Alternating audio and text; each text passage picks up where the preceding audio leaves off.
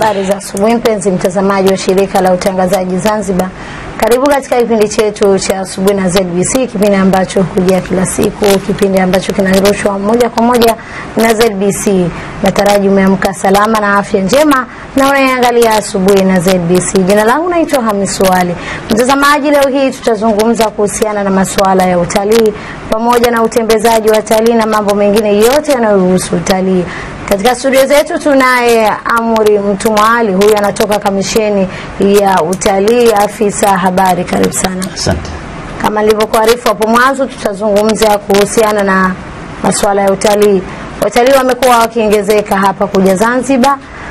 Juzi tu karibuni tumeona Ukraine wameleta watalii wao kutoka hapa moja kwa moja. Hebu tuzungumze kwanza, nini hili neno la utalii? Asante sana ndugu mtangazaji. Kwa kuanzia tu labda kueleza dhana hii ya utalii, ni dhana kubwa sana ambayo hasa inajumuisha kitendo cha mtu kusafiri kwa madhumuni ya kutembea kutoka sehemu moja kwenda sehemu nyingine, aidha kutoka nchi moja kwenda nchi nyingine. Kwa hiyo utalii ni dhana yake hasa tunapoizungumza, tunaizungumza kwa upana mkubwa sana, na inajumuisha utalii wa aina nyingi. Utalii wa kimataifa ndio ule kutoka taifa moja kwenda taifa jingine, kwa mfano kutoka Uingereza kuja hapa Zanzibar, kutoka Marekani kuja hapa Zanzibar, kutoka Afrika Kusini kuja hapa Zanzibar, kutoka Kenya kuja hapa Zanzibar. Lakini pia tuna utalii wa kikanda katika nchi zile ambazo zilizo katika eneo moja, yawezekana kutoka mwambao huu wa Afrika Mashariki kuja hapa kwetu Zanzibar, au kutoka hapa Zanzibar kwenda katika maeneo hayo. Na pia tuna utalii wa ndani ambao ndani ya ile nchi yenyewe basi watu huwa wanatembelea vivutio mbalimbali vya utalii.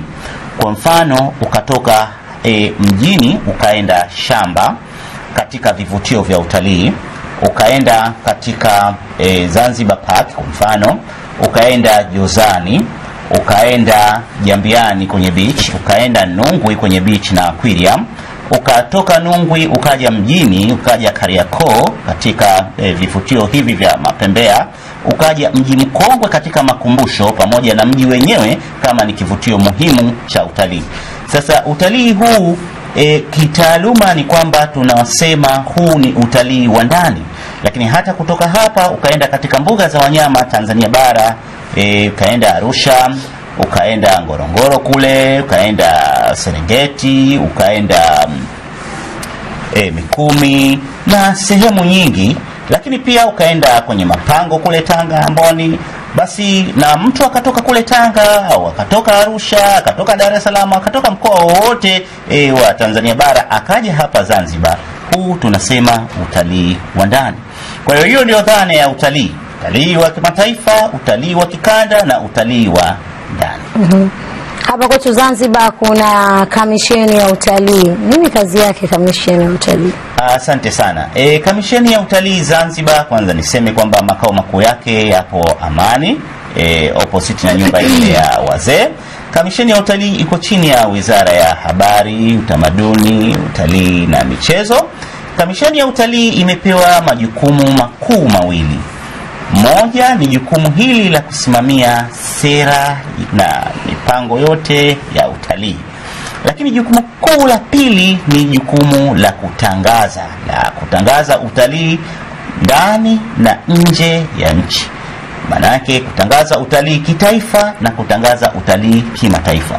Haya ndiyo majukumu makuu hasa ya Kamisheni ya Utalii.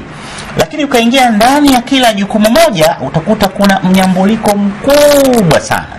Kwa mfano ukija katika hili jukumu la kutangaza utalii, ambapo ndio tunataka tuangalie namna utalii unavyokwenda, kwamba tuna jukumu la kutangaza utalii kwa kuwatangazia watalii walioko nje ya nchi waweze kujua vivutio vyetu viliopo hapa nchini, waweze kujua wakija hapa nchini watapata nini, waweze kujua kwa nini waje Zanzibar na kwa nini pengine wasiende katika taifa jingine ambalo liko sawa na letu. Kwa mfano, kwa nini waje Zanzibar, beach ya Zanzibar, kutembelea fukwe za Zanzibar badala ya kwenda kutembelea fukwe za nchi yoyote iliyoko Europe, au badala ya kwenda katika kutembelea fukwe zilizoko Afrika Kusini, au kwenda fukwe zilizoko Mombasa. Sasa hili ni jukumu letu la kuhakikisha kwamba tunawatangazia waje hapa kuona fukwe zetu, kwamba fukwe zetu ni mwanana, fukwe zetu ni nzuri, fukwe zetu zina ubora kuliko hizo fukwe nyingine. Lakini pia vivutio vyetu, kwa mfano mapango, historia yetu, kwamba historia yetu sisi ni nzuri kuliko historia nyingine. Historia yetu manake imechanganya mataifa mbalimbali, yani ni unique. Na hata vile kwa mfano vivutio vya kimapunjo navyo ulimwenguni huwezi ukavipata katika maeneo mengine. Kwa hiyo tunasema kwamba ni unique lugha yetu ya Kiswahili na mambo mengi yanayohusu utamaduni wa nchi yetu, namna tunavyoishi, namna vyakula tunavyozalisha, namna tunavyowakaribisha wageni, kama tunavyojua kwamba tuna msemo wa kusema Zanzibar njema atakaye aje. Kwa hiyo hili ni jukumu letu katika kutangaza, na kwa kweli tunalitekeleza jukumu hili kwa kutangaza. Tunatangaza nchi mbalimbali, tunashiriki maonyesho Jerumani, tunashiriki maonyesho Afrika Kusini, tunashiriki maonyesho Italy, tunashiriki maonyesho Dubai. Kwa hiyo tunashiriki maonyesho katika nchi za Asia, tunashiriki maonyesho katika nchi za Europe, tunashiriki maonyesho katika nchi za Afrika. Hii ni katika kutekeleza, kuwaambia kuna watu wako Marekani, kuna watu wako Dubai, kuna watu wako Mombasa, kuna watu wako India, kuna watu wako Ukraine ambao umeona ndege juzi imekuja. Hawa hawajui hasa kuna nini na nini huku Zanzibar. Badala kwamba waangalie kwenye mitandao, wanaangalia tu kwenye vitabu, sisi tunawaendea. Kwa hiyo tunapata kukutana uso kwa uso, wanatuhoji, tunawapa sababu kwa nini tunakwambia ni muje kwetu Zanzibar, na wanaridhishwa na sababu zile, na ndio maana ukakuta kwamba wanakuja kwa wingi, na hata hiyo misafara imekuwa inakuja kwa wingi. Lakini kwa upande wa utalii wa ndani vivyo hivyo tunashiriki katika maonyesho ya sehemu hizi za ndani, ambapo tunakwenda Tanzania bara, tunakwenda katika maonyesho yanayofanyika Arusha, tunakwenda maonyesho ya Sabasaba, tunakwenda maonyesho yanayofanyika Mlimani pale, tunafika pia Kenya, tunakwenda Afrika Kusini, huku kote kwa ajili ya kutangaza utalii na kuwataka ndugu zetu waje watutembelee pamoja na kuona vivutio. Of course wanapokuja kututembelea ndio pale tunapopata hayo mapesa maduhuli. Tunapata mapesa ambayo yanawezesha kuendesha uchumi wa nchi hii na kuendesha shughuli mbalimbali za nchi hii. Tunashukuru hiyo kwamba watalii wamekuwa wanakuja kwa wingi. Karibu mwaka tu uliopita tulipata karibu watalii 298,243 hao wa kimataifa, na watalii wa ndani wengi tu. Lakini mwaka 2014 tulipata karibu watalii 311,891 hao vile vile wa kimataifa.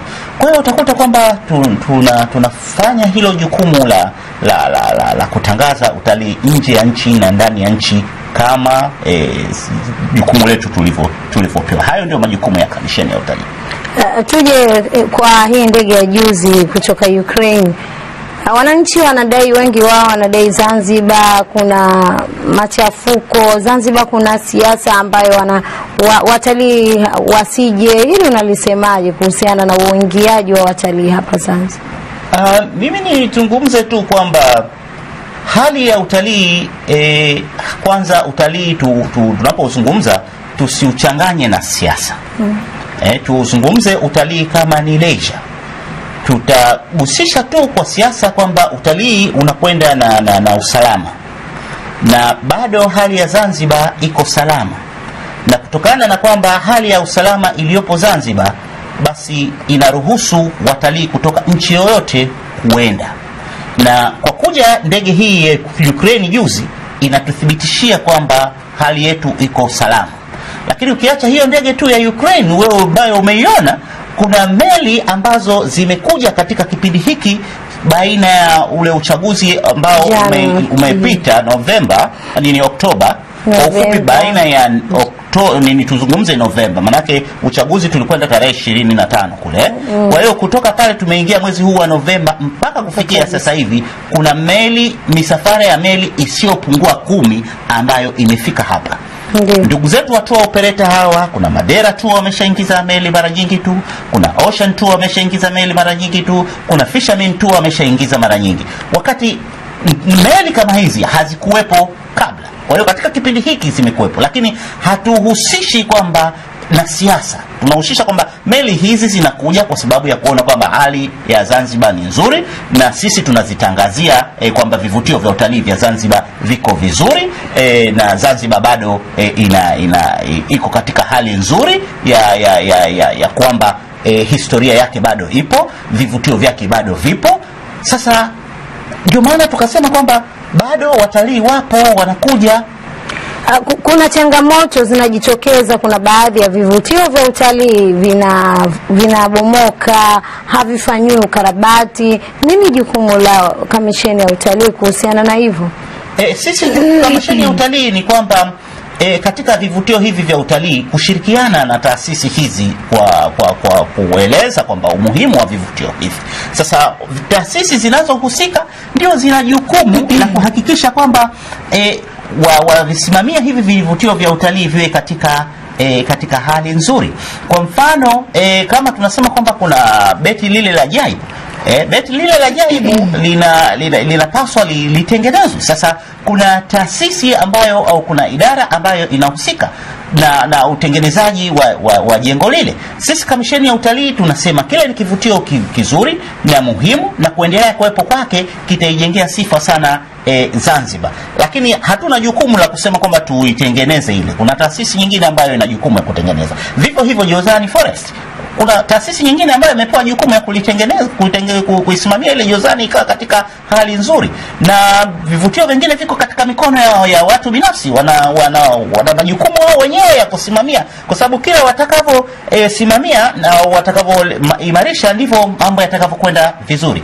Sisi kwetu sisi tunasema kwamba inasaidia kwa sisi kazi yetu kuwatangaza. Sasa hatutaki tutangaze vitu ambavyo vinakuwa viko vibovu au viko katika hali sio nzuri. Tutangaze vitu ambavyo accessibility vinafikika na viko katika reality, katika ukweli. Kusema njoni kwenye fukwe, basi fukwe wakija wazikute ziko kweli. Njoni kuna mambo ya historia, kuna majumba haya na haya, wakaja wayakute yako kweli na yako katika hali nzuri. Sasa labda tu nitoe kwa taasisi ambazo nyingine zinahusika, basi zichukue jukumu lao kuhakikisha kwamba majengo hayo au maeneo hayo ya utalii ambayo hayako katika hali nzuri wayaboreshe ili yaweze kufikika. Watalii ndio wanakuja kwa wingi sasa. Lakini huoni mapato mengi yanapotea kutokana na jengo la Beit la Ajabu kubomoka? Ni kweli ukitizama kwa upande mmoja kwamba mapato yanapotea, kwa sababu wale ambao walikuwa waingie mle sasa hivi hawaingii. Kwa hiyo utakuta kwamba mapato yatakuwa yamepotea kwa pale. Lakini mapato yanaingia katika nyanja nyingi. Kuna nyanja nyingi sana za kuingiza mapato. Tutakachokuwa tunakikosa ni kile ambapo mtalii katoka nje sema kwamba mimi lengo langu nikatembelee mji mkongwe, na nikienda mji mkongwe nataka nione kivutio hiki na hiki na hiki. Akija hapa akikuta kivutio kimoja kimekuwa hakiko katika hali nzuri, au kimewekewa kwamba hapa sasa hivi jengo hili haliingii, hilo haliingiliki, kwa hiyo hilo ni tatizo. Na ndio hapo tunapotoa wito kwamba majengo haya yafanywe marekebisho.